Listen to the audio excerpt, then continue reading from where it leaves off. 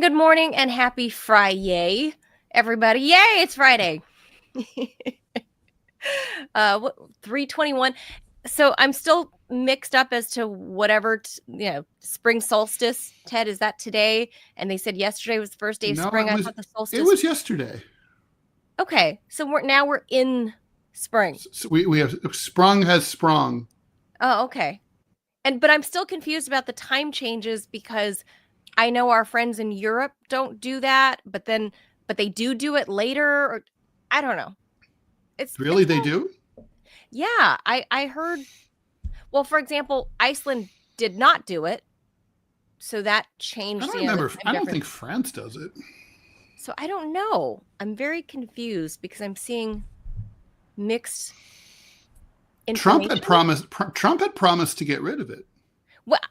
Well, so did some members of Congress, like formerly Matt Gaetz, like the former congressman.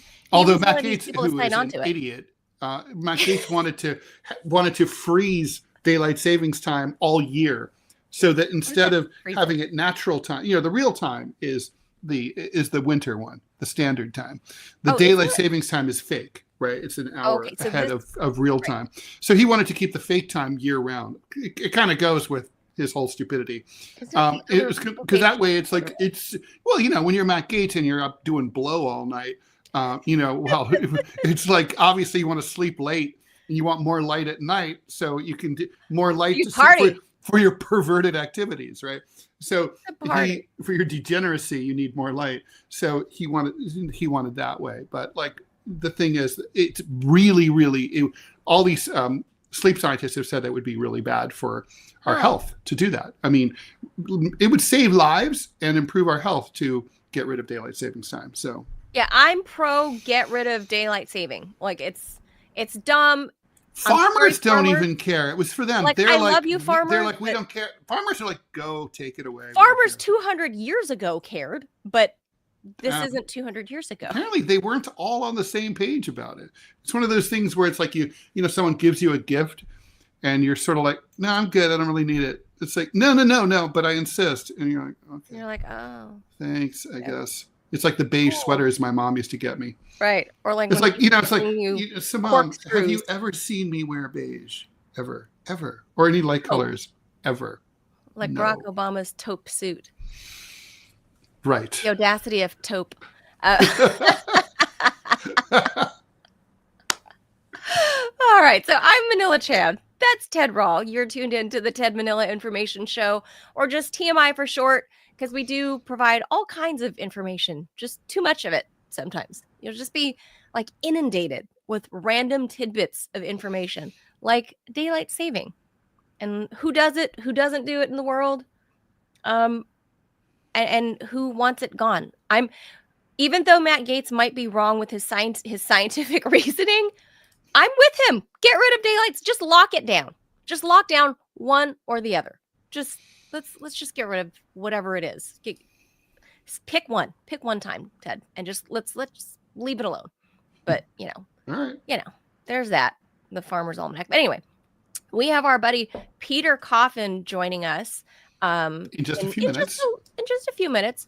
So in the meantime, I'm going to ask that if you are watching, that you please hit that subscribe button or the follow and smash that thumbs up, that like button, whatever it is, to tell the algorithms that you're not only like creep watching the show, like, you're secretly creeping on the show. Like orbiting the show. Yeah, just like at like make it known. Like stalker light. Yeah, make it known that you like it, because it really does. Don't worry, help.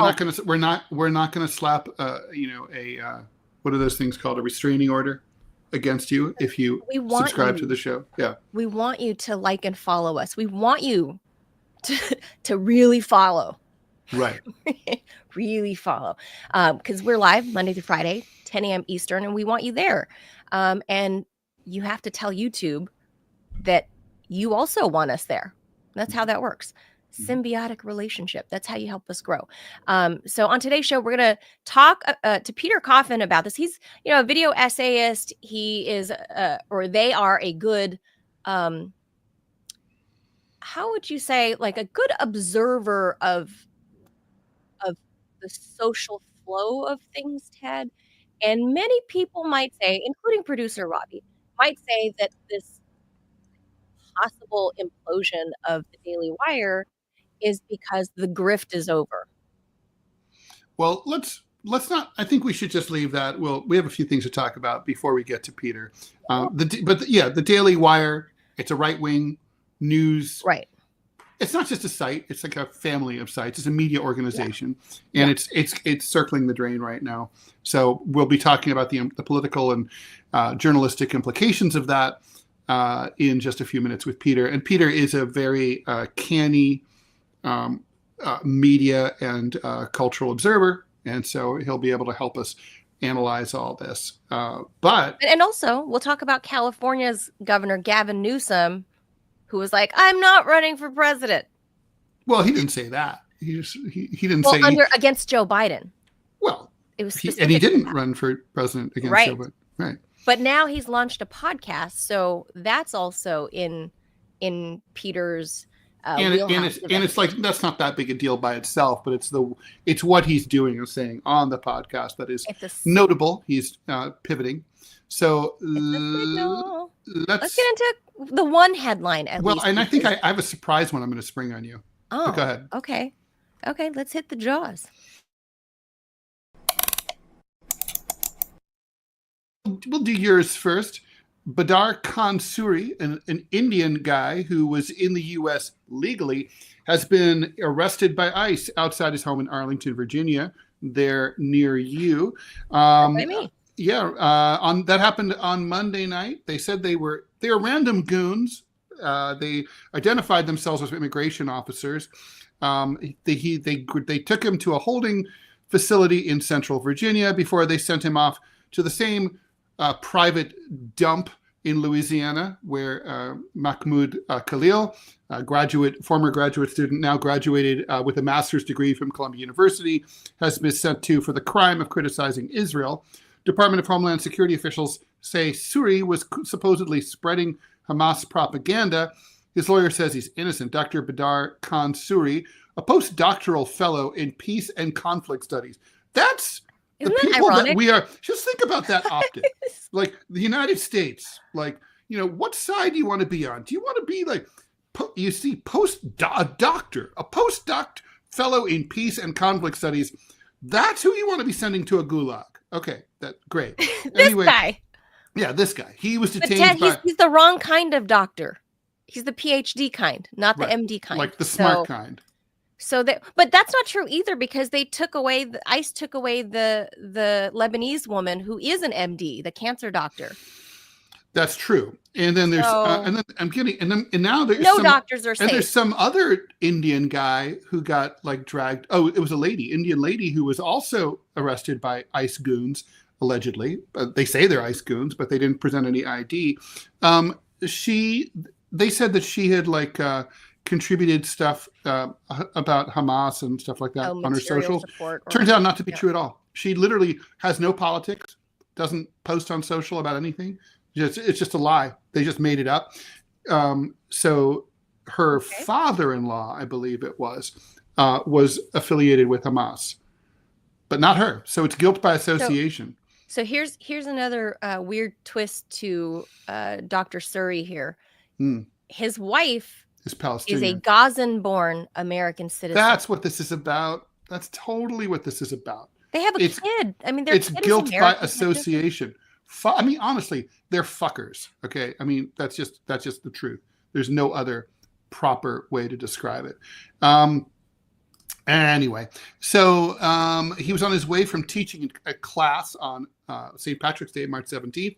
Suri, who's an Indian national, is a fellow at the Alawid bin Talal Center for Muslim Christian Understanding. That's an interfaith research center housed on campus there at Georgetown University. He, around 8:00 at night, that seems to be the time when they come around for you. It's just stay home, don't go out. He was approached by a group of dudes wearing face coverings who claimed to be DHS agents. The agents who detained him near his home in Arlington, Virginia, they should say alleged agents, informed him that the U.S. government had revoked his J-1 visa, a non-immigrant visa for foreign nationals participating in educational and cultural exchange programs. We're going to see a lot more of this. The president if you don't notify them, how can you arrest people if you're going to say they are J-1 visa breakers? If you don't notify them first. Well, that's the whole point. They don't want, look, it's sort of like how the cops, they don't want everybody to obey the speed limit because they wouldn't make any money. Okay. Sure. Or if they're really interested in people not speeding, they might warn them more often and pull them over for speeding and say, this is a warning, don't speed again. Second time you get a fine. But they don't do that, right? So this is like, because they want the money. Here they want the arrest. If, like, let's say someone had done something that seemed to violate their J-1 visa, you would say DHS, if they were genuinely interested in them complying with the rules, they would say, okay, hey, dude, we're going to send you a letter. Watch it. Right. Walk the straight and narrow. But that's not, these people probably haven't done anything wrong at all. It's like they've just been minding their business, doing their stuff. And the administration this is a dragnet. They're looking around for people to victimize. That's what this is about. It's on purpose.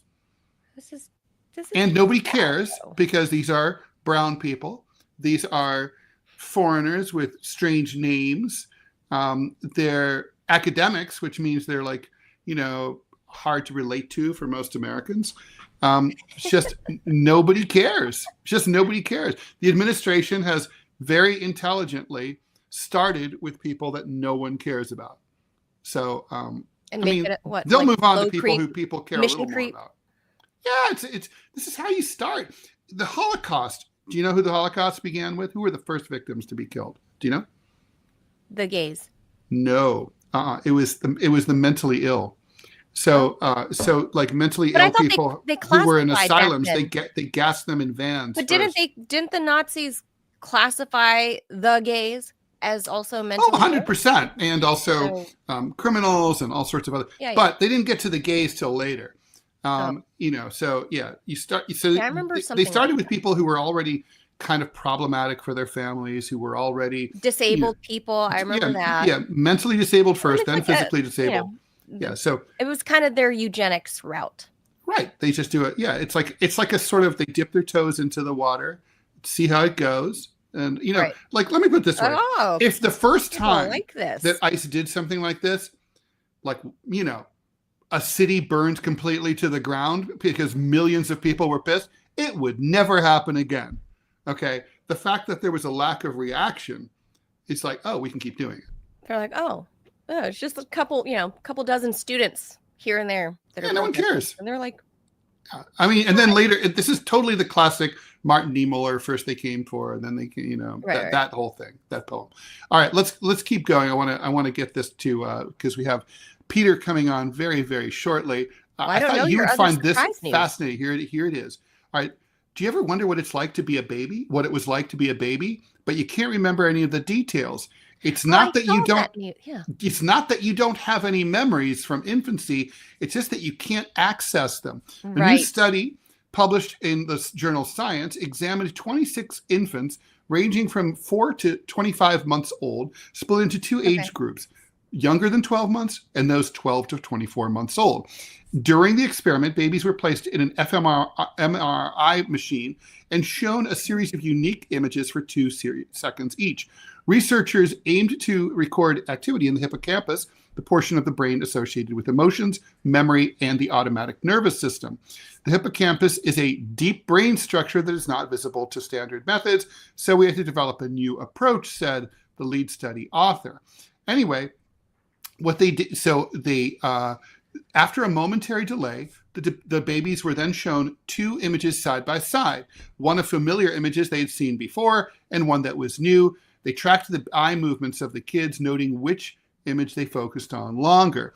If they spent more time looking at the familiar image, it suggested that they recognized it, indicating memory recall. If they didn't show any preference, it meant their memory was less developed. Eye movements have been used in hundreds of studies on infant memory and categorization. One of the doctors said, infants look at what they find interesting. Researchers have long leveraged this spontaneous behavior to derive information about memory. Anyway, long story short, it's all in there. It's all encoded. And that's why you can get it out if you like are hypnotized. If you are hypnotized, a good hypnotist can literally find out, like, if you remember your first birthday, and you probably do, it's in there. I don't know. I conducted an analogous experiment with done that with my child when he was just learning how to talk. I asked him, I think he was like about 18, 20 toddler. Months old. And I was like, I was like, do you, and he described being in utero. Now he doesn't remember this at all, but he was able to like, oh yeah, I remember hearing loud burbles all the time and like a loud banging noise. And I'm like, that sounds like that's from, inside the womb. Yeah. Inside your mommy's tummy. Well, that's interesting, but I don't know about their methods of just because a baby fixates more on one picture than the other. You can't claim to know. Yeah, like Matt Gaetz would fixate more on porn than like legislation. Doesn't mean that he saw it as a kid. For me, I know as adult Manila, and I would assume, because my parents say I was just kind of born like this, who I am, like this was always me, even as a little girl, right? Oh, and Ted, by the way, I dug up my Myers-Briggs. I got it wrong. I'm ENTJ, not INTJ. Interesting. Well, the E kind of makes a little sense. Are you ENTJ? You're more extroverted. So, well, I mean, I think as I've grown older, I've probably become more but you can always take the test again. Yeah, exactly. But I think the NTJ part makes all the other sense, right? So this is the commander personality type. So this is kind of who I was born as. And I would argue that I was the kid that would stare at something that was unknown to me, that was alien to me, because I was curious about it. If I've seen your face before, I'd be like, okay, cool, it's Ted's face. But what the hell is that? Like that's more of, that would make more sense to me, but that's maybe just my personality type. I don't know. Mm-hmm, mm-hmm. And my kid is like that, in the sense that if he's seen something before, he's not going to keep staring at it because he's familiar with it. He's already internalized it, just like me. Like, I know a face, I know a place, I know how to get to places. If I've driven to it, right, I can just look at things and know where I'm at. That's how I remember things. So I'm not inclined to stare at something my brain has already internalized. I'm more inclined to look at something and be fascinated by the newness. So I'm not sure that these scientists, their methods can be true, especially amongst a population that can't speak or express their thoughts. Right. I have to, I agree with you. I don't think it's like I guess maybe they have, we only read an article. We didn't read the whole study. I mean, it may be that it's very well scientifically established, the behavior that they're referring to. But I agree with you. It doesn't seem intuitive that that people spend more. I mean, like you, like if I walk down the street, if I see what am I going to look at more? A Nissan Altima, or like someone parks like a Model T? I'm going to stare at that Model T. That's the unusual car. Cool. Right. Something you're not familiar with. That's why I say, I don't know. I mean, by the way, one of my neighbors has a Model A. He parks on the street. It's very cool. It's in beautiful condition. Probably breaks 10 miles an hour sometimes. You don't need to go faster than that, right? In New York. In New York, you can't anymore. They have this whole missions. The mayor. They got rid of your congestion fee or tax or whatever. I thought Trump made it. No, that's still in effect. Oh, Trump's been bullshit. Trump talked a lot, but he didn't do anything. And we have so that fee, the $9 congestion pricing fee, is still in effect. Oh, I thought. But also, aside from that, there's this Vision Zero thing that's meant to reduce pedestrian fatalities, which had been increasing alarmingly. So they've slowed all the traffic down to about 20 miles an hour in the city with vigorous, traffic camera enforcement. Oh. So I mean, it's frustrating actually as a pedestrian when you're trying to cross the street. The cars are moving so friggin' slow. It's like, just come on, pass me so I can go up behind you. Right. So you can Hurry jaywalk. up. Yeah, exactly. Well, jaywalking in New York is not illegal, really. Right. It's not the same thing in DC, and no one really enforces it. I feel like in DC people do it. They follow the rules more than in New York. Oh, yes, they absolutely. I'm not that person. I know. I'm prone to jaywalking, but that's how you can tell the locals from. I mean, I hate to say I'm a local now, but I am a local. I've been here 10 years, so you kind of adopt how things are done. So I'm a local. Mm-hmm. So just the other day, like I was saying at the doctor's appointment, I'm like looking around. Okay, I'm ready to cross 14th Street, the main drag. And like I said, it's tourist season. So you have groups of tourists like just blocking my way. So this is after I parked. And I'm at the crosswalk and I'm like looking, and you should see people were aghast, Ted. Because the light, the red hand was still up. And I saw that and it was freaking clear. And I started to cross, and people were like, oh, the tourists were like, oh my God, that woman's walking into the middle of a major street. Really? And I'm alive. I live to tell it. Oh, so, like if you jaywalk in LA, holy shit. You'll just die. Well, you probably will die. It is really dangerous. And people but they will look at you like you're not wearing pants. I mean, they're just so they're like, I can't believe it. It's oh my God. Well, mostly because they're amazed, because if anyone's been to LA, you guys will know that we are naturally inclined to drive very fast and somewhat erratically. It's just the culture, the driving culture. Really, I don't think they're erratic in LA. Nobody walks in LA. Yeah, that's true. Not to quote Missing erratic. Persons. Yes. And it's not that it's erratic. It's that we're all fast and we do what makes sense, because we're a car culture in LA, right? So we all break the rules. So if you're an out-of-towner and you see us driving, you're like, oh my God, they're turning on red. They're pulling over in a non-pullover zone. Well, turning right on red is legal in LA. Yeah, that's what I mean. It's not breaking any rules. But to people from elsewhere, like these new laws that are implemented in DC as of the new year, there is 0 turn on red in the entire city now. Oh, that's how New York City is. Although a lot of out-of-towners don't know it. But New York's been like that forever. Oh, this is brand new in DC. It used to be just some intersections. So this is like brand new. But in LA, like I said, people, because we're a car obsessed culture, you really are taking your life into your own hands, because everybody drives fast in LA. Yeah. Everywhere. Yeah, the average speed on the freeway is 80. That's like standard. Yeah.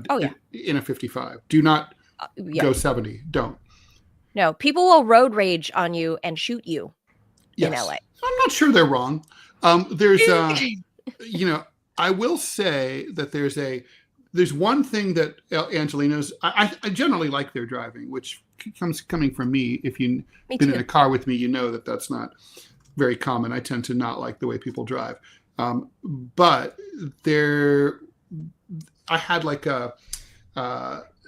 this observation, right? So like here in New York, let's say you have like a turn off from the freeway, and it's backed up. Like let's say there's a line of cars waiting to exit the freeway. Here in New York, we do this thing where we do double. We come along left all the way. We form 2 or 3 lines in the freeway, all trying to get out from the same exit, right? And I know it comes as a shock, but the truth is, traffic studies have shown that that's more efficient than to line up, because you're using all this space. So bottleneck it? Well, yeah. So you do the zipper thing, right? So you have 2 or 3 lanes. There's like bum, bum, bum, bum, and you all go in that way. But like in California, if you do that, people are furious. Like they'll think you're trying to cut them off. Yes. And they might road rage you. We will shoot you. No, yeah, but not if I drive fast. So yeah. So I'm like in California, especially in Northern California, I feel like when I drive, I'm like a wolf among sheep. Like, it's like, oh, NorCal you is poor very little different. bunnies. I'm so cutting you off. I'm so getting ahead of you. Fuck you all. Bye. Eat my dust. NorCal, Bitches. very different than SoCal. Just saying. Look at the style. Then there's Kentucky drivers style. who are basically have no concern whatsoever for turn signals, and for them it's totally normal if they see their exit to go from cross 5 lanes of traffic from the left to try to get their exit, and maybe they cause a tractor trailer to jackknife. They're like, whatever, we don't care. I've not driven. That's a state I've not driven in, so I don't know the reference. So, well, let's ask Peter Coffin, because Peter Coffin is also here. Peter Coffin. I'm going to comment on his quote. He just said he lives in Minnesota, and everyone's going like 60 max there. Peter, when I had a book signing in Minnesota, it was the first time that I experienced this driving. And like, do they still do the thing where nobody passes? So there's 5 lanes on the freeway. They're all driving exactly the same speed. There's no such thing as the fast lane, the less fast lane, the slow lane. It's literally like, I feel like they're trying to be Minnesota nice. They feel like it would be rude to pass anyone. So it's all just like block of cars moving slowly. Oh no. No, it feels a lot like that sometimes. I mean, I drive, I've lived all over the country, and I drive like a maniac compared to how they drive here. I mean, I think I drive like a pretty normal person actually, but I'm sure they perceive me as a maniac. Oh, I guess I haven't driven much in the Midwest. So anyway, since we have Peter on, let's do a proper introduction, because we're going to be talking, as we teased earlier at the top, about this maybe implosion of the Daily Wire, mismanagement of some money, and then maybe on the back end of this, we'll talk about, since we're talking about media, that Gavin Newsom has joined the media space. Because you have all this time in the world, right? Like it's not like your state just had the most devastating fires in U.S. history, or there's rampant homelessness or drug crisis. It just totally plenty of time to launch a podcast. I don't know. I'm going to argue with you about that. But let's introduce Peter. Let's introduce Peter. Peter Coffin is a video essayist with over 250,000 YouTube subscribers, a podcaster, just like Gavin Newsom, and author. In their book, Custom Reality and You, they explore how reality works in a world where profit is the driving force. Relatable humor and a commitment to everyday people keeps their left perspective fresh, fun, and most importantly, sharp. Follow Peter on YouTube, Patreon, and Twitter at Peter Coffin, and purchase their book on Amazon. Thanks, Peter, for joining us. As always, it's a pleasure to have you. Thank you for having me. Okay, so where shall we start with this whole Daily Wire thing? So let's tee up what's going on. First of all, What is the Daily Wire, and why should anyone give a shit about the Daily Wire? Let's start with that, because a lot of people have never heard of it. Really? Well, I mean, it's a conservative news outlet. It's something Ben Shapiro started a few years ago. It's apparently valued very high as of late last year. It was like $1 billion, if I remember right. It's kind of crazy how valuable it was. Like who? Like it's Jeremy Boring, the co-founder, that says it's valued at that. Like I don't even get how they're arriving at valuation. So what is the Daily Wire? It's a constellation of websites, broadcast outlets. Like, what is it exactly? I would say that it's that's really hard to describe, actually, because I mean, you used to be able to say it was kind of something like an InfoWars, but it's not really, because they produce movies and stuff now, which is weird. Comedy movies. They started out as a website, right? I think it was a news website, a conservative news website, right? Yeah, and then it started, and that caused kind of the problem, right? Like they ended up reaching out and getting into the entertainment business, and it looks like that's kind of what led to some financial problems. That's this guy's doing, Jeremy Boring. obviously this guy, Ben Shapiro, we all know, Matt Walsh or whatever. These guys are all the faces. Jeremy Boring's, I think, lately become I hate to say it, you're going to have to introduce Ben Shapiro and say who he is. Because a lot of people don't know who he is. Sorry. I don't want this to be too inside baseball. I want people to get it. Well, Ben Shapiro's a very conservative gentleman. More kind of a traditionally conservative, like a neocon more than any of the other types of conservative, the other flavors. He talks very fast, and he talks like this. True. Very, very, very fast. Very distinct. Very fast. Very fast. I think he's from LA. Got some pretty intense eyebrows. It seemed to. I was just going to ask, more and more. Does he dye them? Do you think? I don't know. They are definitely more than they were at one point. I remember them being more less. than they were. That's so great. It's like, whoa. I don't remember them being like what I'm looking at this exact moment. Yeah. I mean, that's like imagine he's going to be, when he's in like Andy Rooney territory, that's going to be some serious eyebrows. They'll be playing old cowboys. Look, I'm no expert on Ben Shapiro or even the Daily Wire, but I have, having worked in media for a long time, I remember their rise more or less around 10-ish years ago, where they became sort of this new cultural thing, right? Because streaming started, emerging roughly 10 years ago. YouTube became a big thing 10, 12 years ago. And here's Ben Shapiro talking like this, and really, really fast. And I was like, I used to think when I heard Ben Shapiro as a podcaster, I honestly thought that it was somebody fast forwarding their audio. Like at 1.5 speed. I didn't know. So then he started, putting a face to the voice. And then I looked into the company and I was like, oh, wow, that's neat. They kind of started in their garage in West LA. Like, oh, okay, plucky little company, little startup. That's cool. Like, good for him, right? This is 10, 12 years ago. And then I had read that some conservative right-wing Texas oil baron is who gave them their first bit of seed money to really start expanding out of Ben's garage in West LA.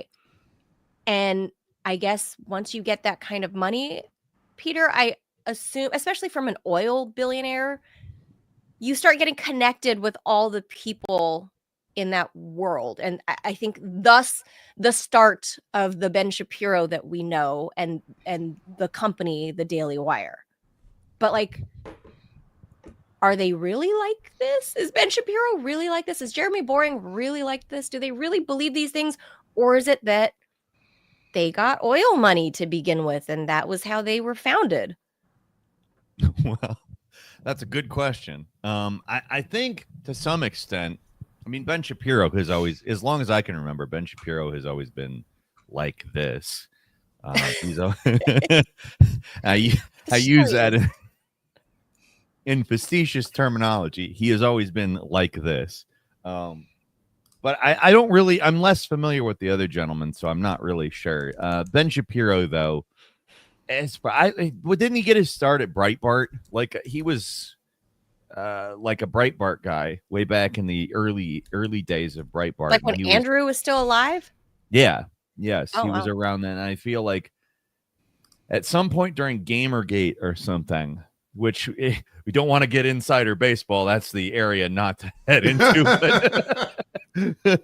But I believe that he was there, and then something happened during that, and he left, I think, angry at somebody, and I think they started the Daily Wire a couple years later after. I don't know. He's such a weird dude. Let's consider all of the things going on here. Let's consider what are the facts? Just weird stuff. And I don't like the word weird as an insult. Generally, I think it's a bad insult.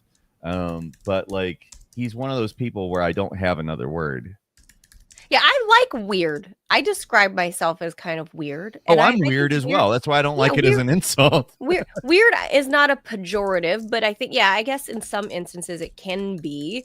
But like, yeah, that bothered me about Tim Walz, your governor, when he tried to turn that into a pejorative, and I was like, that shouldn't be coming from liberals. Oh yeah. Also, no, especially like jocks do that. No, it's 100% exactly the wrong thing for the quote unquote progressive left to do. Right. It's insane. That's why I don't like it. But also, I don't know how else to describe Ben Shapiro. Yeah, he's a strange fellow for sure. Yeah. But like he became the face, and I believe that's how he, or they rather, at Daily Wire as a company, started picking up momentum. Well, yeah, and he had some degree of Owens and he had a degree of notoriety that I think he was able to kind of sell the outlet itself as kind of a thing that people should pay attention to, because Ben Shapiro was, like you said, the face of it. He's been around a long time, and people know who he is. He's got kind of a like people like making fun of him for certain things. I don't know. He's an intense guy.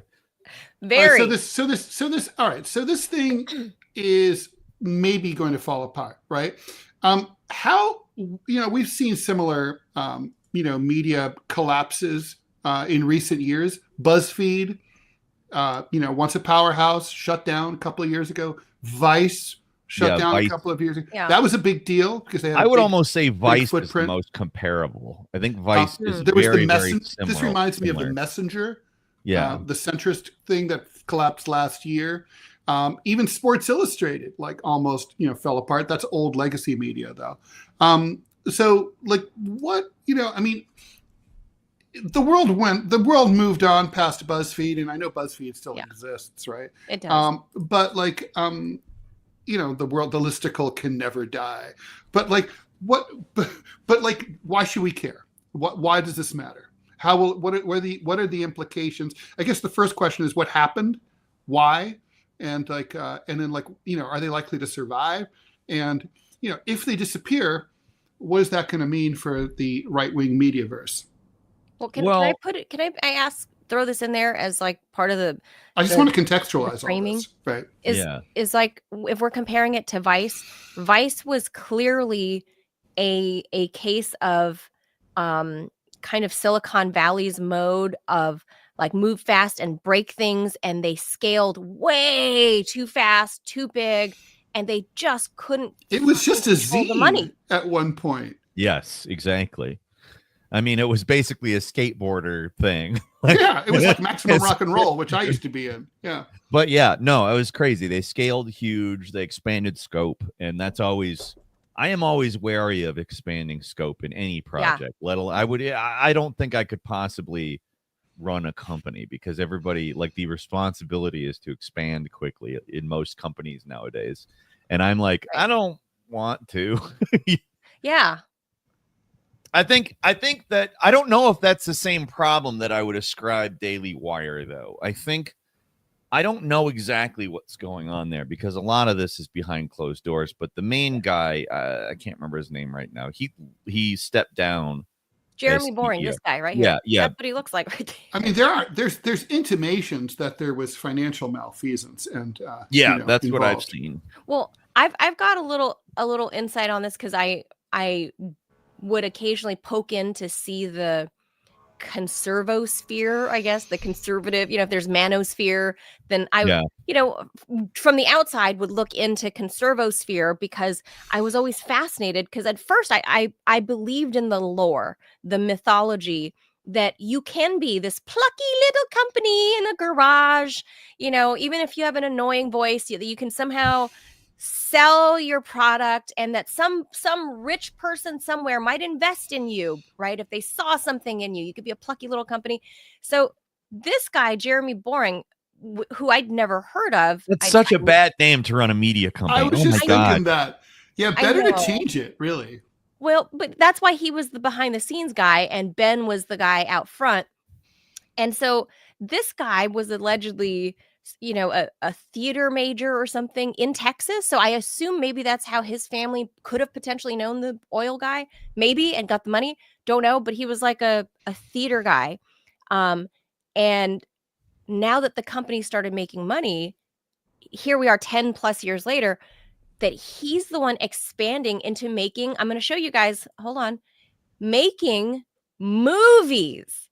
This, it's called the Pendragon Cycle, apparently was absurdly expensive to make. And it was like set in like the King Arthur days, and in England, they're filming in Hungary. This is them. This is the Daily Wire's film unit, or whatever part of their company. There's Jeremy Boring. He wants to play director. Because he's a theater guy, right, at heart. And apparently he dumped millions and millions and millions and millions of dollars into, I mean, look at it. This is his project, and nobody's stopping him. And nobody can. Yeah, I guess. Boss. He's the boring boss. I guess.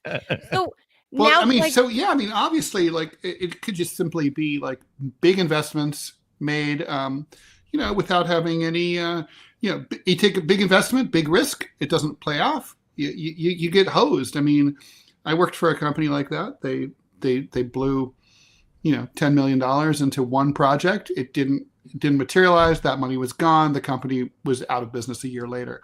That just happens.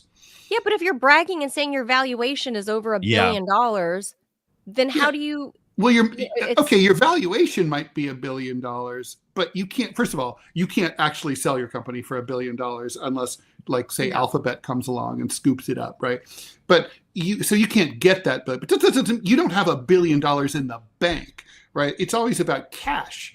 I mean, if let's say you spend $50 million on a film, and you have like $500 million in cash, it doesn't really matter. You can lose all that money, but that's not how anyone does this.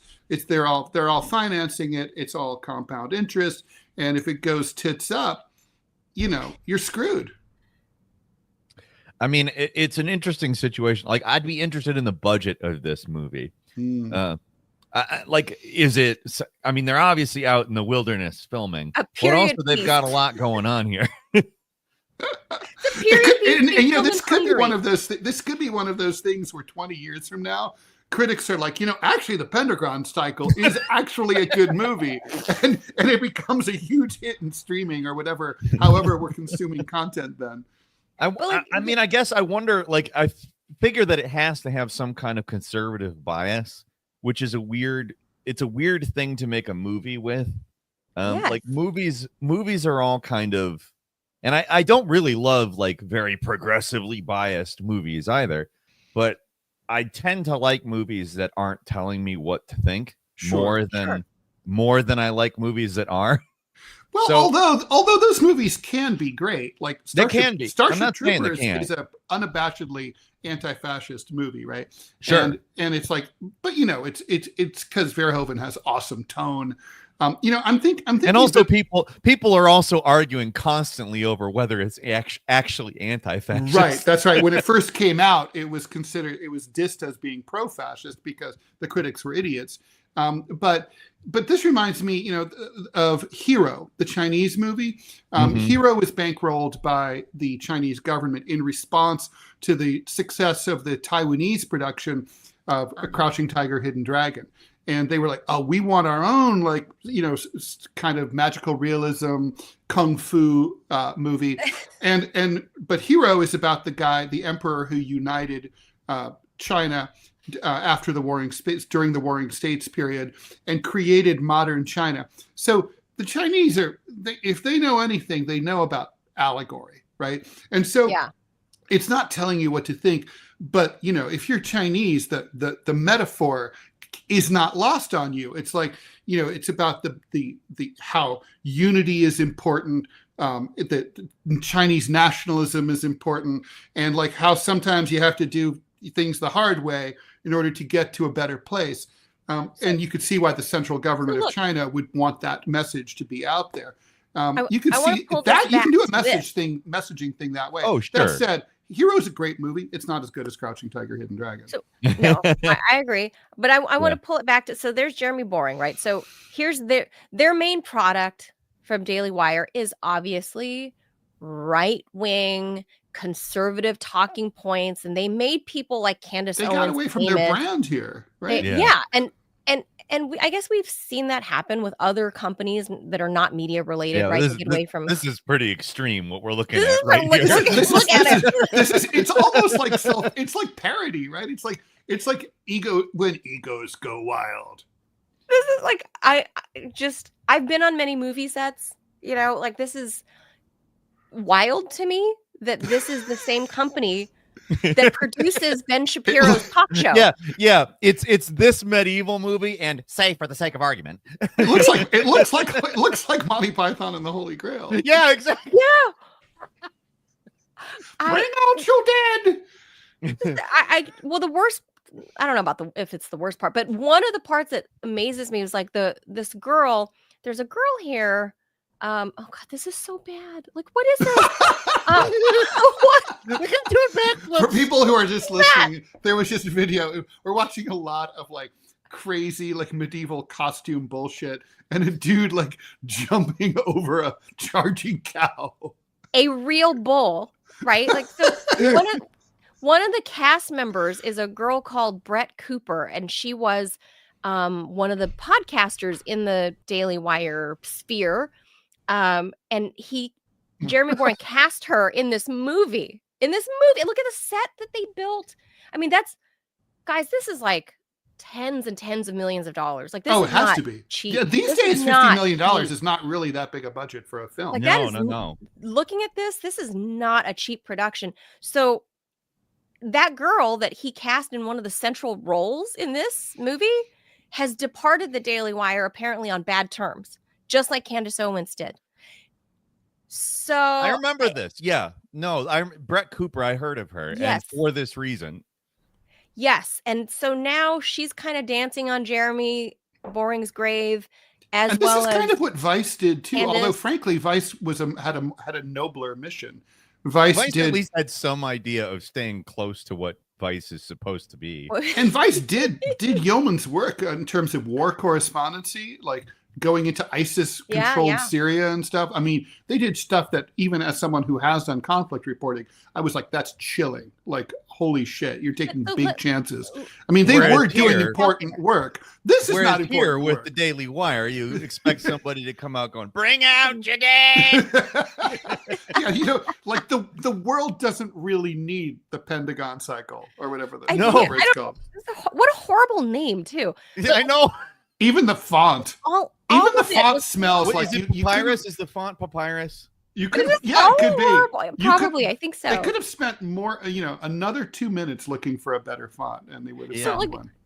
Is this, guys, like, if we're looking at this broadly, not just as Daily Wire, but there's like this whole, like I said, conservosphere of right leaning, and then like the split since Trump's inauguration and JD Vance, I feel like JD Vance has kind of taken over the actual populist position, right? Telling the Europeans, like, you guys suck for censorship.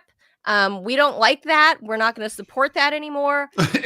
Unless you're a pro-Palestinian grad student. No, but Trump, that's Trump. This is Trump. I'm saying Vance going out there, and actually wagging his finger at these, conference, like the Munich Security Conference and what have you.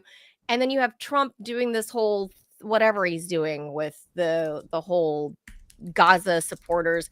But then you look at numbers like this of the right-wing conservosphere in media, it's becoming really fractured, right? Like, just the kids that are breaking off of the Daily Wire and starting their own thing, like Candace Owens and this Brett Cooper girl, and I don't know where to put Russell Brand. I'm looking. I mean, this is what these little dots are. This graph, I think, is very, very uncharitable with people like Russell Brand and Theo Von and Joe Rogan. I watch those people, and I don't consider them right wing. I don't either. I would say Joe Rogan is a centrist. Yes, and I would say that Joe Rogan is representative of what I would consider to be most people in the United States. Agreed. Like, he has a very eclectic set of views, some of which are very left wing, some of which and are I very think right Russell wing. Brand is a leftist. Russell Brand, is outwardly, even though he will, like, he has done some weird stuff lately. I would say mostly he's straightforwardly a leftist. Mm-hmm. Yeah, I would think so too. But like, this is, you know, a media. And it's hilarious that they have Vox as a leftist. Here's Daily Caller right here on the far right. The Atlantic they have listed as left. Come on. Well, what? The Atlantic is right wing. That seems like a very large oversight. I don't know. I mean, like, to put right. AP and the Atlantic next to the Daily Beast seems very weird. Give me a break. I mean, I'll barely the same thing as AP. And MSNBC. Mother Jones. I'll barely give you Mother Jones. Barely. Jacobin. Okay, I'll give Slate. No. No way. The New Yorker? Are you kidding me? They've never had any left-wing anything in there. The New Yorker is just like almost mean-spirited, very local stuff. That's true. I mean, I've read the New Yorker before. I'll barely give you Jacobin. That's it. Barely. Jacobin, sure, but Jacobin is basically what Mother Jones was in 1985. Yeah. Right. Well, like I said, I told my story about David Korn, the DC bureau chief of. They have Reason in the middle. What? Yeah, they have Reason in the center. Isn't Reason like an explicitly libertarian? Is a libertarian. It sure is. That's. And the New York Post is center right. No. Mm-mm. All right. The reason I'm Washington Times center right. No, they're not. That's what like the Examiner. There. Okay, yeah, I don't agree with this, but okay, whatever. My point to showing this is the fractious nature of media, where it stands, and apparently the conservosphere makes a lot more money than the leftosphere. Why? Hey, let's pop Robbie on. Robbie has thoughts, if he's available, about producer Robbie. About the Robbie has some comments about like why the Daily Wire failed. So Robbie, if you can pipe in and explain that.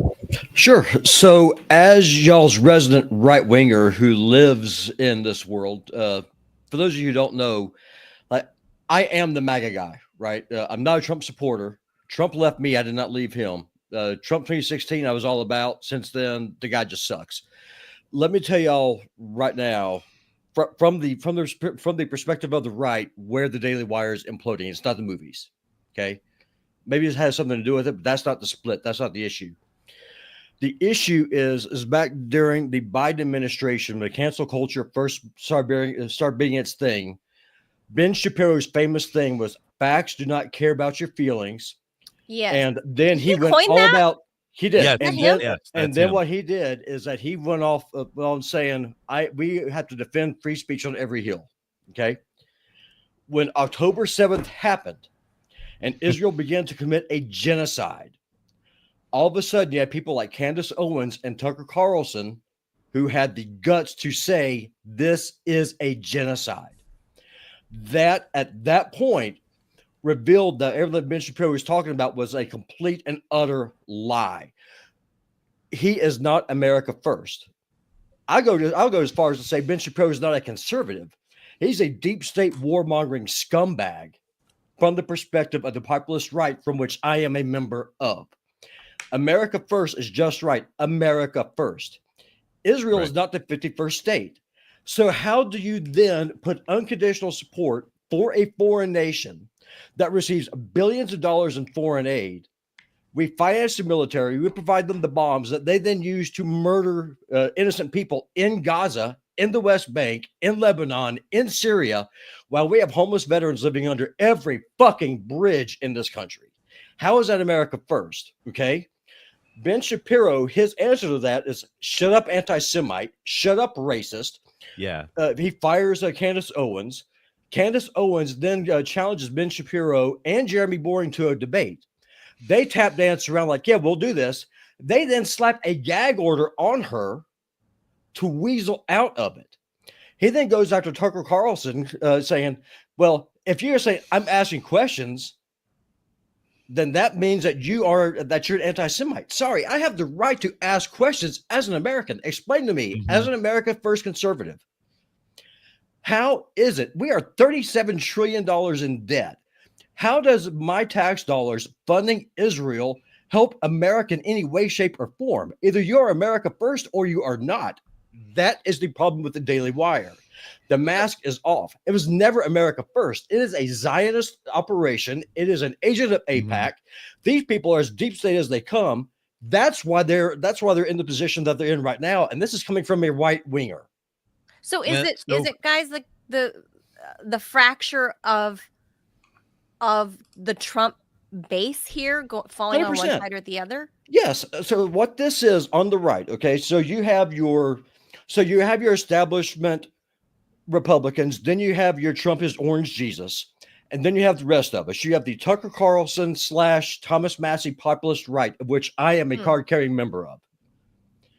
That's the fissure. That's the split. That's the break. Okay. And that is why people like me, who's on the right, Peter, you don't know me, I don't know you, but I wanted to bet there's a lot of overlap between what I just said and what is it you're saying. No, everything you just said, I'm completely with you on. Like, so that's why the Daily Wire is aware of even this. So basically, what you're saying, I think that this is kind of a credibility issue more so than it is a financial issue. Is that what you're? 100%, because the whole agenda, the way that, because people forget, back in 2016, Ben Shapiro was a ardent anti-Trumper. He hated Trump. Yeah. Okay. Yeah. I remember that. But Ben Shapiro, he is nothing more than a political chameleon, except when it comes to Israel. He is Israel first. He regards America as Israel's enabler. He looks at the American taxpayer as the serf who is responsible to provide a higher standard of living for a foreign nation than which we have in our own country here. That is diametrically opposed to the MAGA agenda. Okay. Yeah. That's the whole issue. And so then what you have is really where this split first started happening. I don't know. It's probably 6 years ago now. Ben Shapiro had Tucker Carlson on for an interview. And that when they were talking, Tucker Carlson was just like, explain to me why we should care about Israel when the life expectancy of the American people is going down. Gary, Indiana is dead. My hometown here in Montana, well, not my hometown, town I live in, is dying because of fentanyl, open borders, prices being depressed. My town is dying. My state is dying.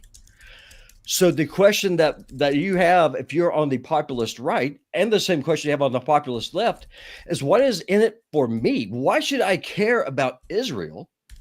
Why should I care about all these foreign adventures if I can't even afford to pay my rent or pay my bills? That is the issue. And so the way that Ben Shapiro tried to wrap this all around is that he just tried to say the whole issue is, I am this anti-censorship, free speech kind of guy. We got to rally around the flag. We've got to restore free speech until you start asking questions about Israel. And I got into a big old dust up with this at church this morning. I got into it yesterday at I'm the only anti-Zionist at my Baptist church. Like sure. I am a very unique individual. And like yesterday, I don't know if y'all saw this on Twitter, but Ben Shapiro was just like, well, I don't really care who killed JFK because a lot of these things are coming out from the JFK files showing that Israel's fingerprints are all over it. So Shapiro's just like, well, let's look at the dates. It happened in 1963. This is 2025. I don't care about JFK. Well, then my response is, well, then let's look at the dates. The Holocaust is 80 years ago. Why should I care about your Zionist project? That is a direct result of what happened in World War II. If we're just going by the dates about when things happen. Yeah. And so what Ben Shapiro is doing is that he's pivoted to the authoritarian maggot agenda he actually is, where he just wants to shut everyone down by clubbing everyone with the term racist or anti-Semite to shut you down. The problem is it's not working. And I love to see it. Here's a super interesting thing about what you're saying. it's essentially the exact same thing I've been saying about the Democrats for about 5 years. I mean, probably longer than that, but really that's been my main message. There's a crisis of credibility. These people cannot stand for the thing that they say they stand for, and they will beat their opponents over the head with identity politics. Correct. I mean, that has been the criticism that it goes back further than 5 years. It's 2025, but like in my head, it feels like I've been saying that for a very, very long time. And I don't know. It's weird to see that be the criticism of Ben Shapiro, because at one point, Ben Shapiro, his primary thing was criticizing the Democrats for exactly what we're talking about. Right. But this is the thing, though. The dude's a hypocrite of the highest order. He's a political chameleon. I mean, to me, there's no difference between him and Bernie Sanders. They're both. They will look at you. They will tell you what you want to hear for the money, for the grip, for the political capital. The grift. While I was going to say that's the term. Yeah, that's the term now. Is the grift. So that's the thing. Is the thing now that we're looking at in terms of Daily Wire, before we move on to our last topic, is Gavin Newsom, who has entered the media fray. Is what we're looking at with Daily Wire a result of the conservative or the right side of the political spectrum, the fractious moment that they're having after the Trump administration has been inaugurated? They're in there now, and now it's fractured. And now as a result, we're seeing probably the former leading voice being Daily Wire fracturing in and of itself. Well, the leading voice is Tucker Carlson on the populist right. See, here's the thing. Populist right, though. That's different than the neocon right, which is Daily Wire. Correct. But you have to understand, the populist right has got more in common with the populist right has got more in common with the communists like Caleb Maupin and Ted Rall than we ever had at all with Ben Shapiro. And that's what's scaring the crap out of the establishment. Because at the end of the day, okay, here's the issue, right? I'm in Kalispell, Montana, population 12,000 people, median income is $30,000 a year. All right. Inflation goes up 2 to 3% a year. People here cannot afford their rent. So then what you do is that you look at your leaders. Okay, why is this the problem? And you can spread this all around the country. Why is my life getting better? Why is my life getting worse? Well, if you say, well, Mr. MAGA guy, your life is getting worse because all those dirty Palestinians in Gaza hating on Israel. Sorry, that doesn't compute. The people who are screwing me over are the people who are wearing the 3-piece suits in Washington, D.C. and the whores who finance them. That's the bridge that between me and Ted. Ted is a communist. I am not.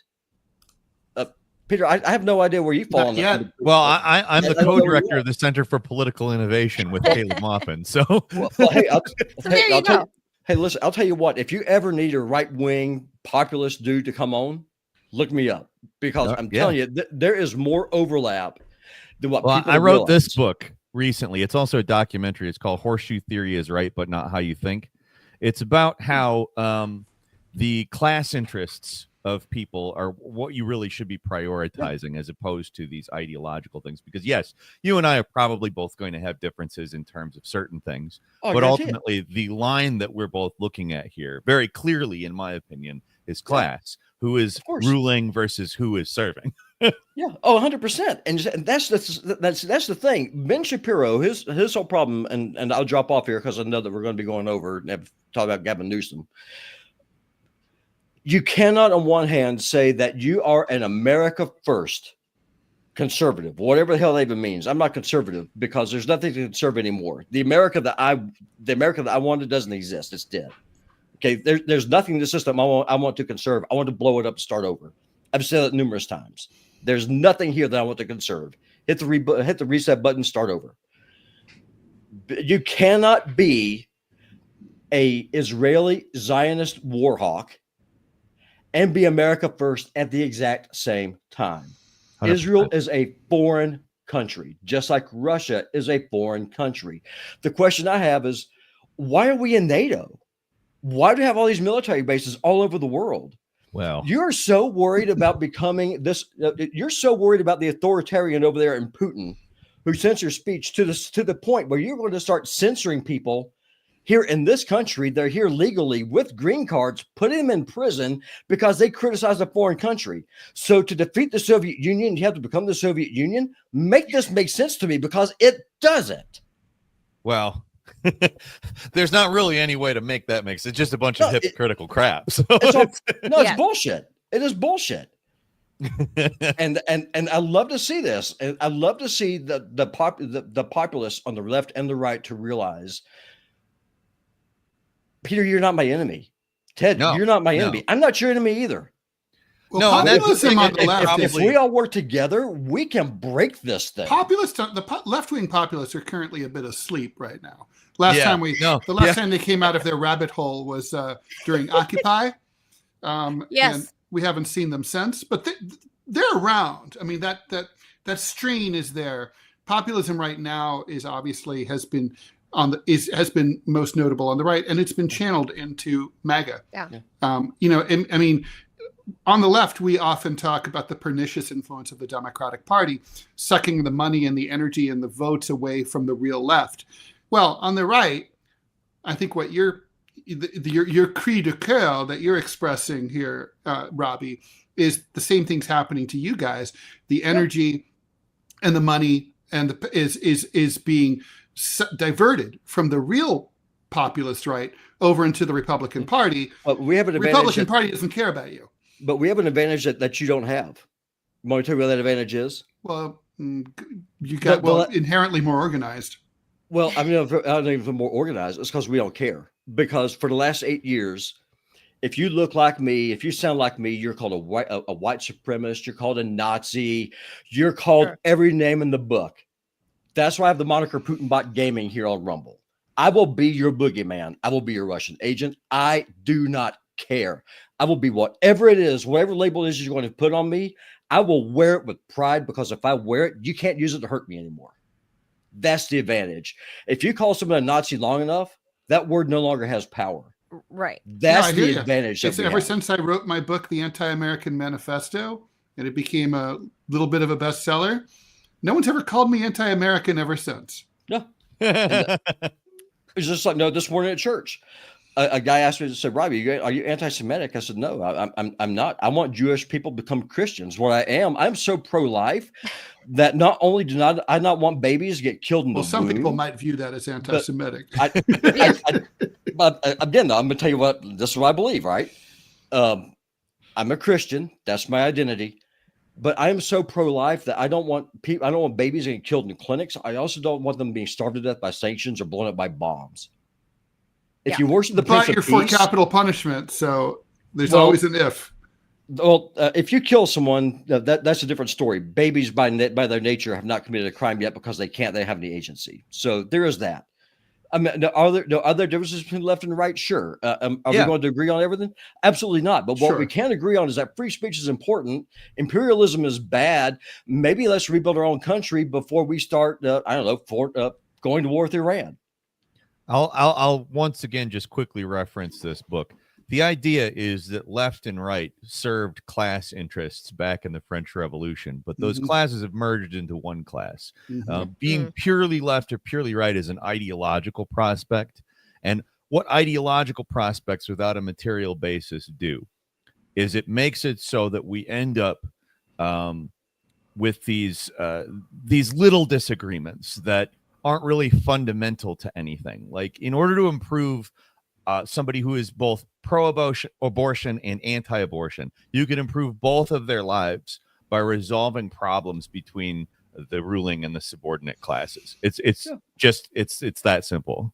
Well, the thing is, I mean, most people have abortions because they say that they can't afford to have babies. Bingo. Then if you increase the standard of living, maybe you don't have to murder your babies anymore.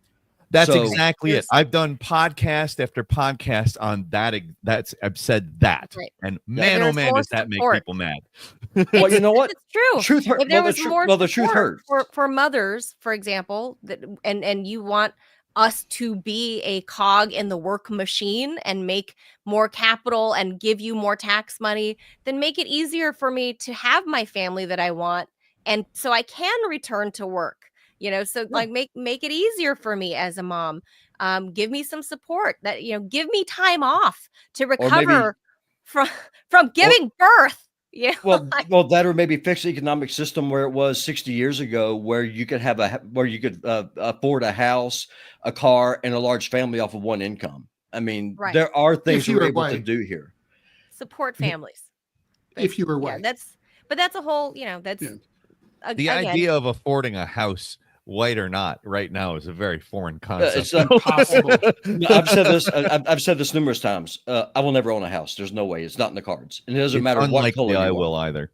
I mean, but no, I'll drop off. Peter, I really did appreciate talking to you. It was a pleasure. Man, it was great talking to you. Yeah. Thank you, Robbie. Producer Robbie. Welcome.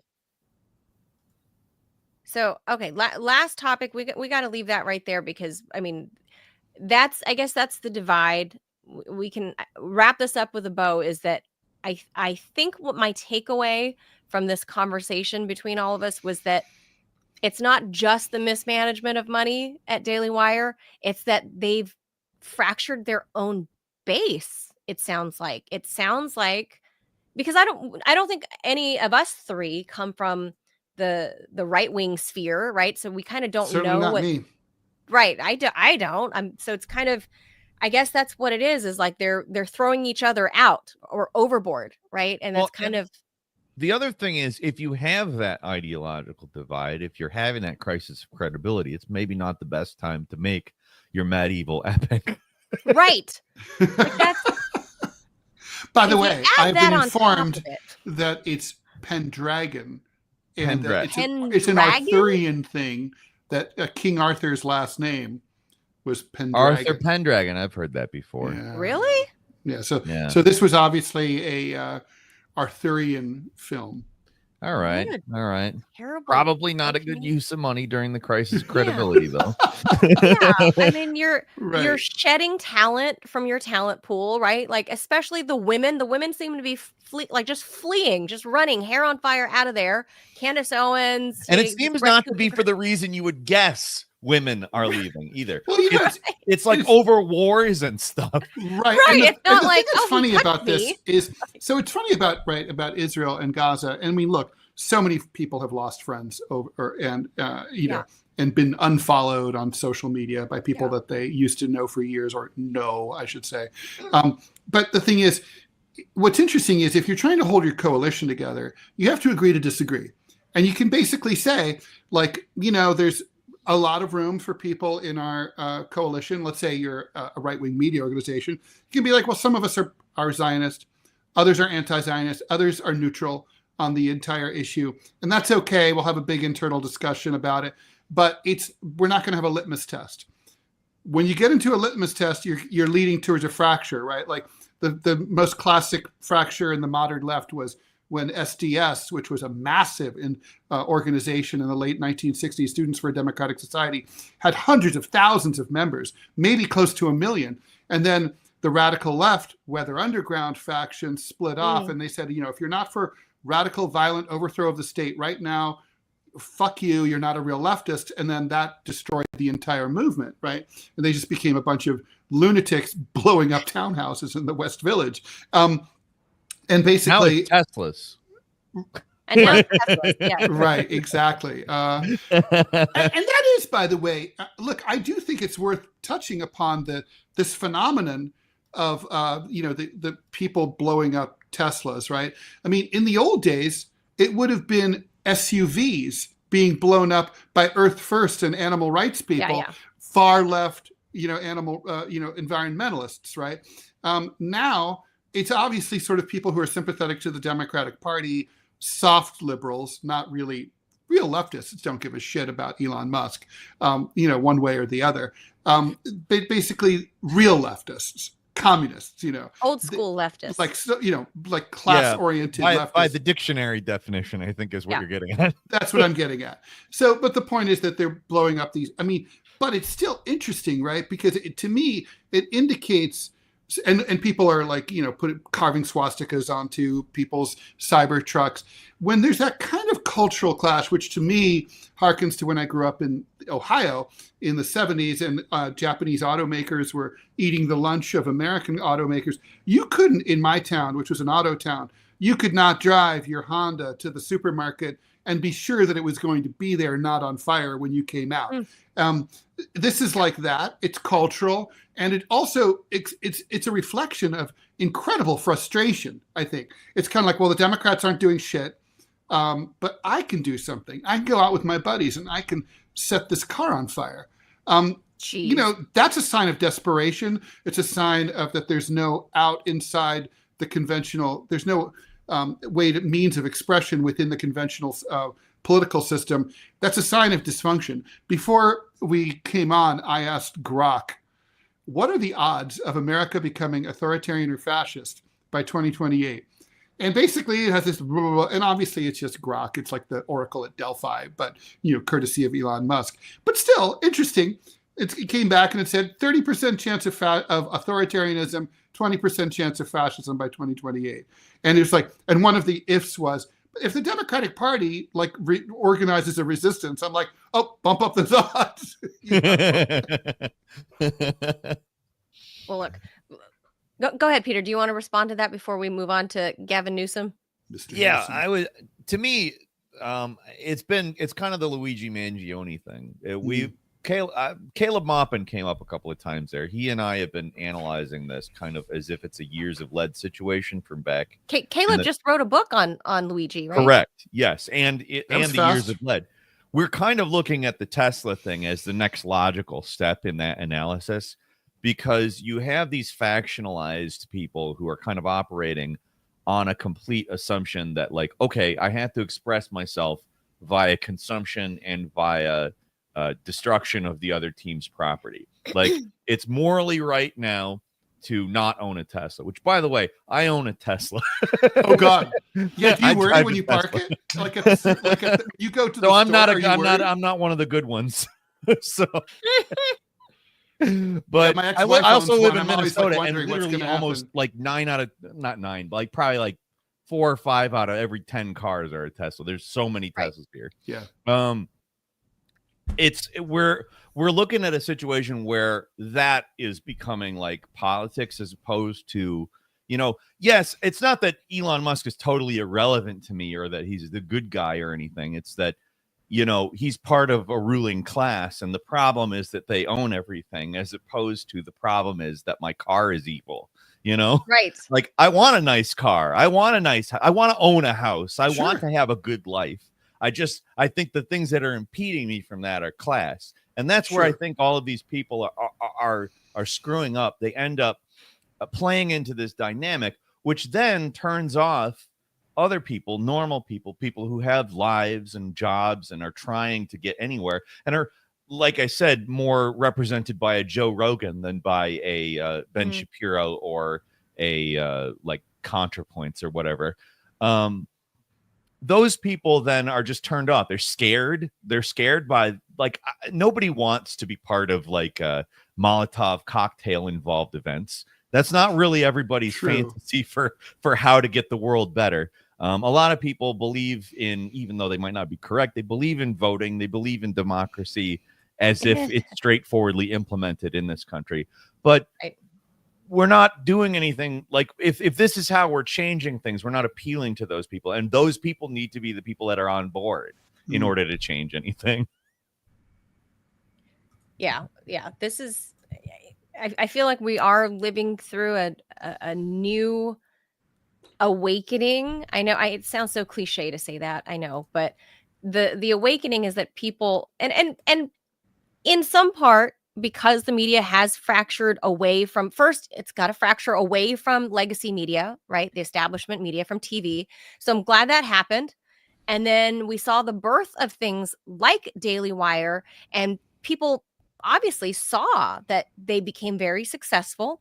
And a lot of new voices emerged in the past 10 or 12 years since Daily Wire became a thing and Ben Shapiro became this lightning rod. Other people decided they wanted to be a lightning rod too. So for better or worse, I think they at least played some part in dismantling the legacy fake news. It is fake news. We know that now, that they are fake news media, and they are there to serve the interest of power and establishment government, and not really to tell the true stories of what's happening out in the world, right? So I guess to some degree, even old Ben Shapiro has done some good in some way, right? In some way. And old Jeremy Boring there, Godspeed. He wants to go, do period pieces. God bless you, Jeremy. Go do your thing, buddy. Like, go pursue your happiness, I say. Go for it. But like, this bubble that we're seeing, like the Joe Rogans, I think you're totally right, Peter, that I think Joe Rogan is the big daddy of podcasting, because Rogan isn't necessarily all in one camp or this other camp, or he just kind of has interesting thoughts and that are all over the place, like most people in this country. Yeah. And he's just walking around doing things, and that's him. Yeah, just doing stuff. It's frustrating when you first become cognizant of Democratic versus Republican or left-wing versus right-wing politics, the whole list. And it's like, I'm sure you guys had the same experience. I think most people do. You're sort of like, but I'm not into all of these. There's no like list where like, and a lot of these don't go together. Right. Like, right. I listen to Joe Rogan and Theo Vaughn and Russell Brand, and me too. I can't see I can see zero blue circles that I listen to. I will say that. Oh, The Breakfast Club. I listen to The Breakfast Club. I take that back. They're interesting from mostly. I don't listen to the Young Turks. I don't. Yeah. No, I gave up on them years ago. I gave up on them in 2016. Yeah, a long time ago. There's like hardly anything on there that I would say I identify with. And I think a lot of people are like me. You take away the fact that I was on RT for 10 years, right? You take away that, I'm just boil me down to my core. All I am is like, okay, I'm a daughter of immigrants, right? I'm a wife, I'm a mom, I'm a sister, I'm a cousin, whatever. I'm just a regular person. And I don't identify with any of this stuff that's shown to me in these media bubbles, right? Like I might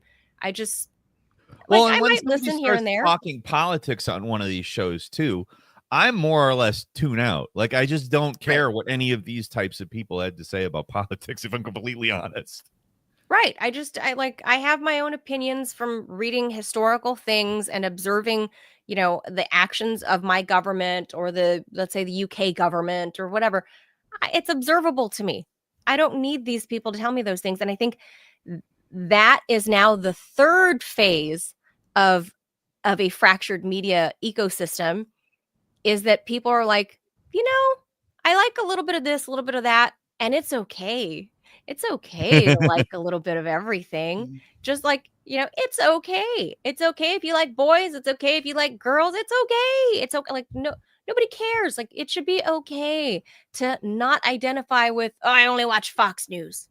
I only watch MSNBC. Like, it's okay to not be like that in 2025. It's okay to say you like Joe Rogan and that you're not, also, you're the new Andrew Tate. Like, you're yeah. No, people get mad at me for liking Joe Rogan. Like the left, the left nowadays just absolutely, they do see Joe Rogan as right wing, but the only reason they see him as right wing is because he's not saying the exact same thing they're saying. Correct.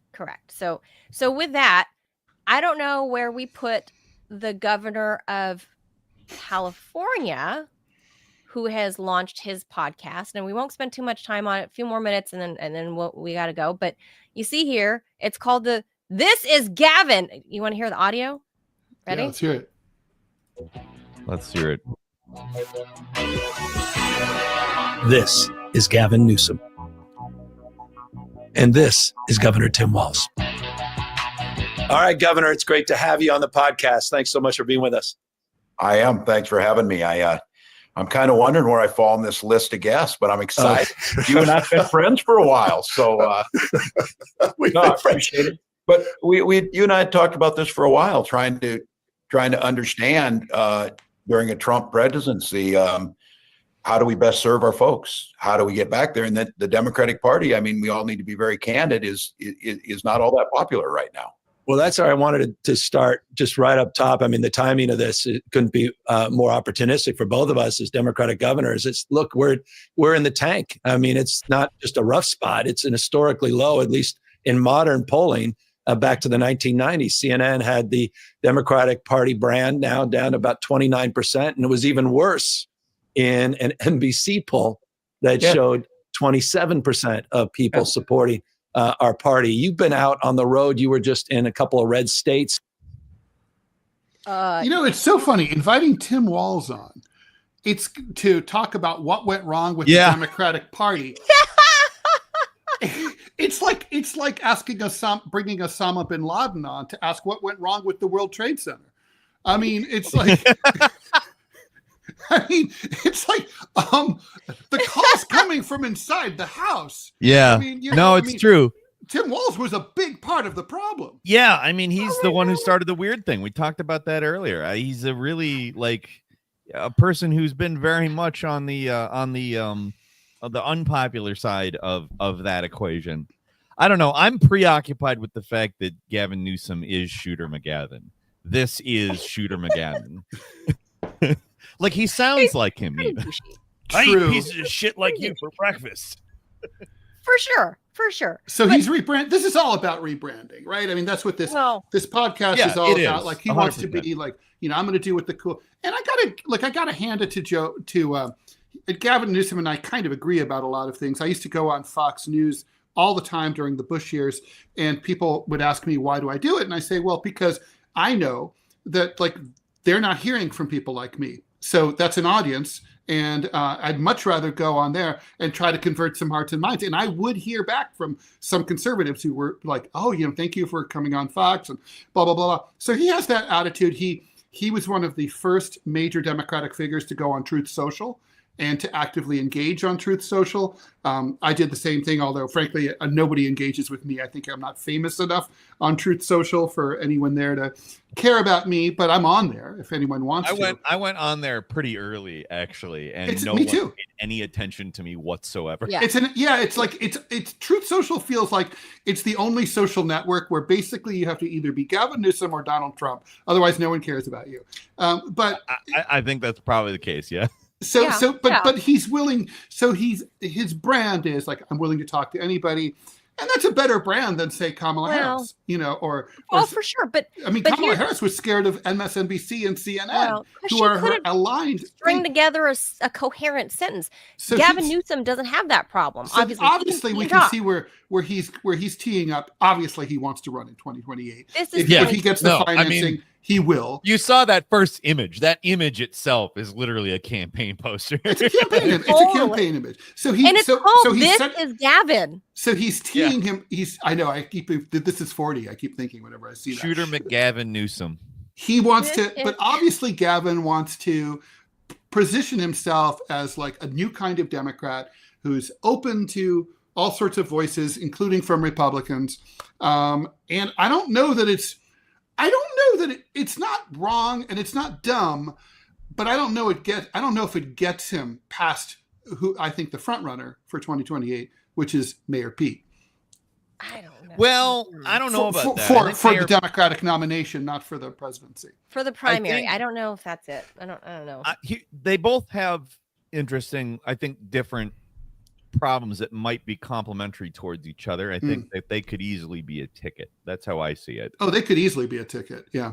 Because I see Pete as both diverse and also the most boring white man I've ever seen in my life. Agreed. Yes. Yes. Like you get both, but there's also the danger that rather than that being an asset, that's a liability because you piss off both ends of the left spectrum right there. I don't know. But also Gavin Newsom has got progressives are out no matter what.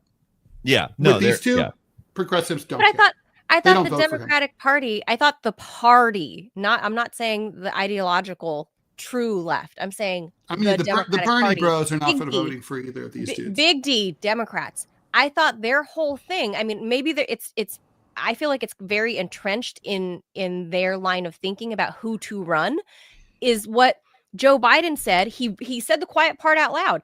I'm going to pick a lady black judge. I'm going to pick a lady, dark-skinned lady, to be my vice president. And the field is pretty whittled down. So I feel like that's part of the Democratic Party ethos, and that's what they're going to stick with. And Gavin, that's why I think Mayor Pete is next in the he's not. In the diversity that sweepstakes. Presents Pete as a uniquely. He has a uniquely like good value proposition, so to speak, because he can kind of be both the mainstream white guy as well as the diverse candidate pick. But that's also, like I said, it could potentially be a problem, as it might end up pissing off both. Because with in terms of what's fascinating about the diversity aspect of I should say really truly Secretary Pete, is that it's all in your mind, right? I mean, there's no optics that it's just sort of like, well, what's his orientation? It's like, but you don't see that. There's nothing to see there. No, I mean, he could be straight. It wouldn't matter. He'd look the same. Ted, are you saying he's not like openly gay enough? Like he's not That's wearing... not what I'm saying. I'm just saying that it's an interesting type of diversity. He's ambiguously gay. Like he's right. like he's like the SNL platonic ideal of is he gay? Right. It's kind of like he might be like, if I heard later, well, actually he doesn't actually have sex. Gay duo. He doesn't really have sex, but like he would be gay if he did have sex. Look, I would believe I was offended by Mayor Pete when he took more time off for paternity leave than I took in maternity leave. And I actually had to carry my the problem child with it was the fact that, unlike your maternity, I'm assuming you didn't do IVF. His paternity was planned. He knew, right? Like it's like kind of like, okay, so I will be a father on March 13th. Yeah. It's like you like this looks like a good year ahead of time. This is a good year in my calendar. What do you think, hun? Like, yeah, let's do this. That's not what happened for me, and so I took offense that I was like, "Are you kidding?" Pete Buttigieg gets more time off. And it was his first year in office, too. Right. First year in office as Secretary of Transportation. And this guy and his husband are taking more time off. But no one's going to remember that by then. It doesn't matter. Americans have no memory at all. They're like, well, I think a lot of Americans probably don't even know about it also. Right. Republicans they can do attack ads. It's not going to land at all. Nobody remembers that. People, moms like me remember that because especially it was so fresh. Gavin's kind of got, ironically, even though he's not that old, he's kind of like an old style candidate. He's just another white dude, and so it's kind of like, how does he get past that? Not to mention, I think being governor of California is a liability. California is not a good state to be from. Yeah. I'm just mirroring him right now. He really has. This has always been my problem with Gavin Newsom. He just comes off like so squeaky clean that he can't be. Like, do you know what I mean? Oh well, let me just say, I have a. If Oppo Research ever wants to call me about Gavin, I have dish. I don't have a lot of dish, but I have major dish. I've met him in person. Yeah, well, I mean there's that, of course. I mean, I can prove it. Every politician is point. corrupt, but I could tell you as a woman, and having met him, shaken his hand, chit-chatted with him at an event, I can tell you he gives off the rapey vibes, and at least there's this. Looking at his image now, like his video now, he's laid off the spray tan or the tanning beds, or I don't know, whatever he used. So he's kind of laid off that. Good for him. Yeah. He's that laid was off, a big thing. Yeah, and big white teeth, and he's exactly what you. If you were to draw a caricature of a politician, it's Gavin Newsom. He's central casting. Yeah, and he's a very good-looking guy. He's tall, handsome. He's smart. He speaks well. He carries himself well. Yeah, he's fit. He is that central casting. If you're gonna write a movie script and say we need somebody to play a politician, this guy, big white teeth, got the slick back hair, he's it. And I'm telling you, this man is Shooter McGavin Newsom. He totally is. But but I think he's going to be the front runner. Now, Manila, I'm going to call you out because you said, oh, and I've heard this criticism on the right too. Like, how can the governor of California, with so many problems that the state has, and that's true, take the time to do a podcast? And I would say, look, honestly, a politician's job is to communicate. Politicians should be doing press conference every single day, 365 days like a year. Andrew Cuomo did during COVID. Oh, you mean when he became America's governor and everyone loved him because he was so popular? Because that's exactly what he should be doing. No one should be. I don't care if you're a mayor. You should be giving a press conference every fucking day, like every day. And I don't care if you're sick, you give it. It's like you should be communicating all the time. You can't be like Joe Biden, hiding for 4 years. Nobody ever sees you. Hiding Biden, as they said. Yeah. This podcast is not about the state of California or governance. Doesn't matter. It's still communication. Like this is a giant recorded press junket for him. Like that's communication. Communication's what politicians need to be doing all the time. Yes, I agree. I think, and the thing is if you're not communicating, you're letting your opponents define what, because they'll communicate for you. It's that simple. Yeah, that's right. I think that's definitely the case. I think you're spot on with that. But also, it's the type of communication, because if it does come off fake, that can be more detrimental. Like, you really need to be good at it on top of doing it often. Yeah, that's where I'm at with this, is the type of communication. This podcast is purely, I view it as purely self-serving. It is not serving the people of the great state of California, the diverse culture that it is. It's him talking to other politicians and trying to look pretty to introduce himself to the mainstream. And I've been saying this for months and months and months, if not years, that he's had political designs from the get-go when he was like mayor of San Francisco, right? He's going to be president one day. Like, I knew that. Everyone knew that. Yeah. Everyone knew he had those. He was eyeballing the White House since he was in college, since he was married to Kim Guilfoyle, if anybody remembers that. I don't remember that, actually. That's strange. They were each other's first marriages. Kim Guilfoyle, as we know, moved on, married somebody else, had a kid, and then was engaged to Don Jr., and they recently broke up, and now Kim Guilfoyle has been shipped off to Greece to be the ambassador to Greece, and apparently is now dating some Greek shipping heir because she wants to be the next Jackie O or something. Wow. And so that's her timeline. Gavin Newsom, on the other hand, went on with his political career because they were both lawyers. They were both lawyers. Gavin Newsom went on with a political career, married That's an interesting hand one. Yes. not the point, not the this. Ken, it's very Ken doll. Everything about him is like Ken doll. He went on to marry a filmmaker, a woman, this blonde lady. She's made a couple good films. Documentary filmmaker. And is she on board for Pendragon 2: The Revenge? She should take over as director, maybe do better than Pendragon. Is that what it is? You said? What was it? Is it the Pendragon Chronicles or what? I can't remember the name. Was I can't see? It's a bad name. Cycle? Maybe the Pendragon Cycle. Wow, that's a bad name for a movie. That's bad. Yeah, it's sort of like a very bad version of a Robert Ludlum title. Yeah. Yes. The Pendragon Cycle. Yeah, the Osterman Weekend. I mean, obvious.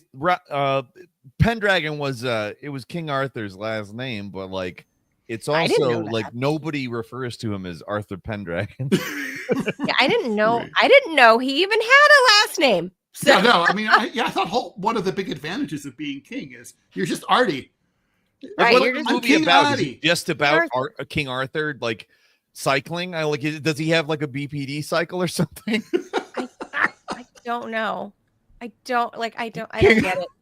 Just like I don't get this podcast. I don't get who's listening Come on, you to totally it? get this this podcast. Who's watching it? It does sound to me like you completely get it, because it is. It's rebranding for becoming president. That's what it is. It has an audience of 1,000 people, which is all inside. Are you serious? They're all living in. No, I mean, like it has an intended audience.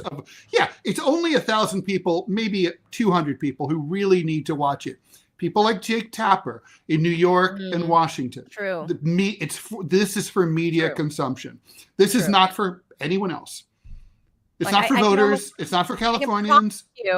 None of my friends in SoCal are watching his podcast. No, I promise you. No. Why would they? Billionaire investors, on the other hand. Oh, no, that's true too. Because that's how you get on board early, right? Like as you start. Before you throw your hat in the ring, you start feeling the waters, right? To see who's interested in adding to the coffers. And Bill Gates out there. I'm really liking this Gavin Newsom podcast. Right. It's very enjoyable. That is actually good podcast. That is how these Anybody things listening to this one? Does Gavin need glasses? Why does he keep squinting like that? Does he need eye I drops? have noticed that. It's very odd. Well, he might have his vision might be kind of like mine. It's like my vision is such that like a computer screen is sort of just in between. It's the opposite of the sweet zone.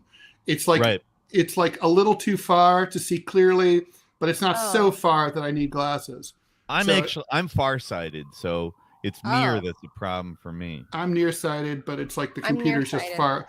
So the laptop's close enough, but like the big computer. It also kind of makes me laugh that a professional politician like Governor Walz still hasn't learned the principle of putting some books underneath the laptop so that you're looking straight on. Right. Yeah. No, he hasn't figured that one out. That's true. Well, he's just an everyday person. Yeah, he's super authentic, Ted. That's true. That's what it is. Yeah. He doesn't have a lit studio like Gavin Newsom does in his home office. I mean, obviously, Governor Walz is just a regular dude. Well, there's no sun in Minnesota. So it's true. It really right now it is a no. There's no sun here right now. Yeah.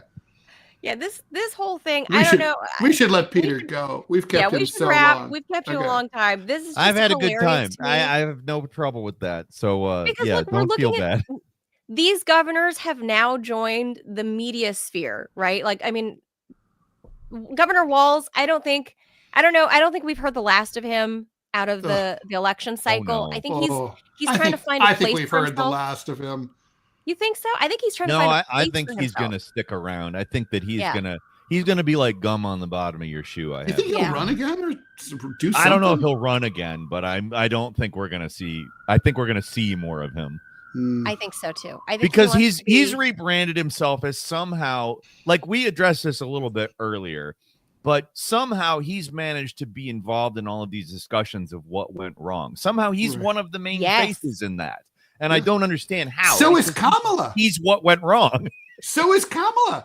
Behind the scenes, she's considered still the leader of the Democratic Party. Right. And now the Bidens are talking about how they want to be part of the conversation. She's going to run for governor.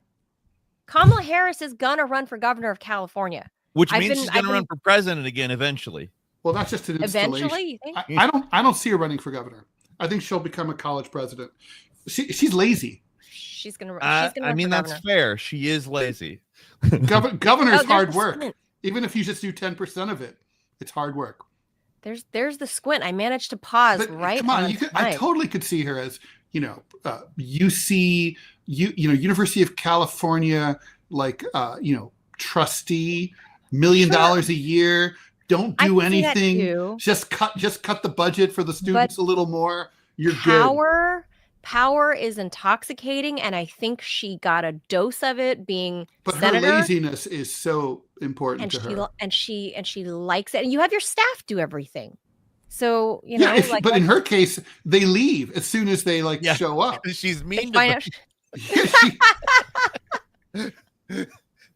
She's so lazy, and yet she expends so much energy being mean to her staff. Oh my God. That's where all her energy goes. Yeah, she's just tired by the end of the day to really govern.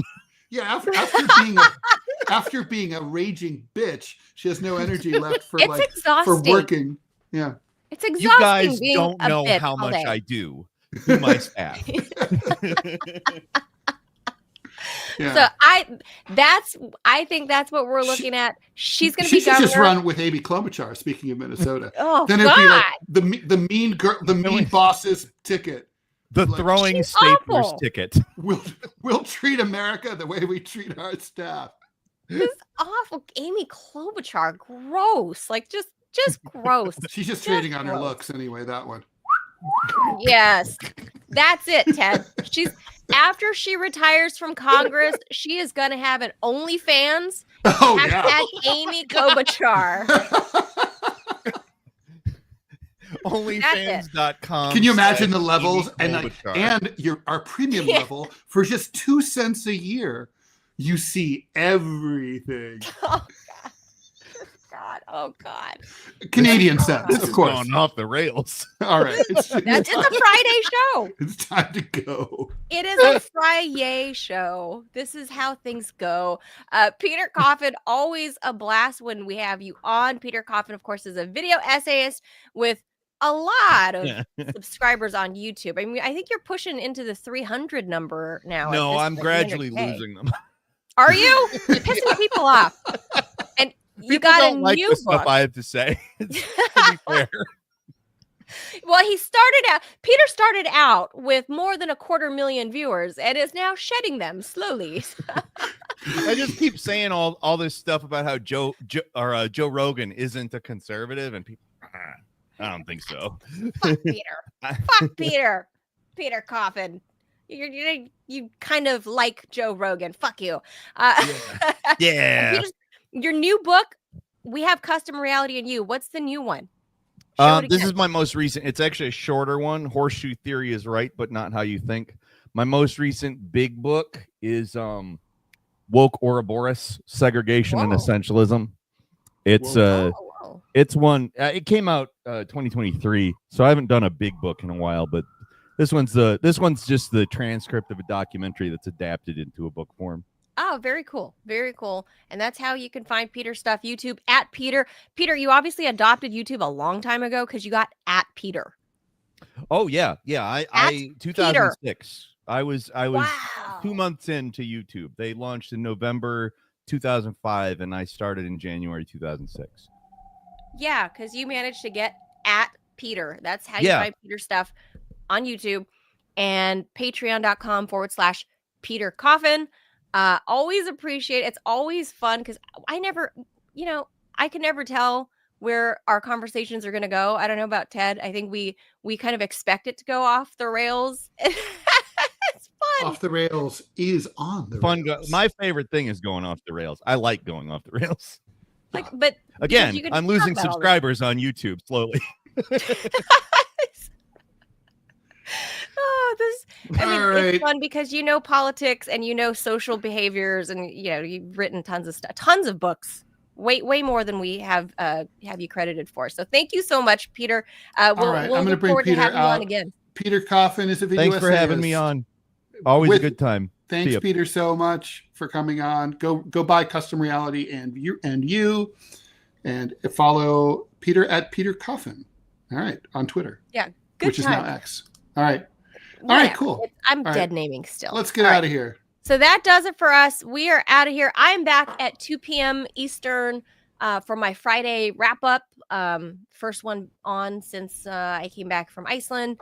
Got my shit in order. Ted, you got DMZ? Yeah, we got DMZ probably tomorrow. Got to talk to Scott. Saturday. Okay. I'll see you guys back here at 2 p.m. Eastern live on Manila channel, Manila Chan Reports. And that's it for us here on TMI. We'll be back on Monday because God only knows what the hell. Maybe Kamala Harris will come up with her own show by Monday, Ted, or an OnlyFans. That would be more appealing than Amy Klobuchar's. Would it though? Oh, 100%. Yeah. Trust me on this. Yeah. It's all gross. Amy Klobuchar is terrifying. She looks like she was run over by a very heavy truck. Oh God, this is just, I don't want to think. It's I've met her in person many times. I just don't want to think about it's not. Yay, you went there. It's not nice. Not nice. I'll just say that. Have a good weekend, guys. Don't think about Amy Klobuchar's OnlyFans. Don't think of a pink elephant. Okay, bye everyone. Adios, amigos.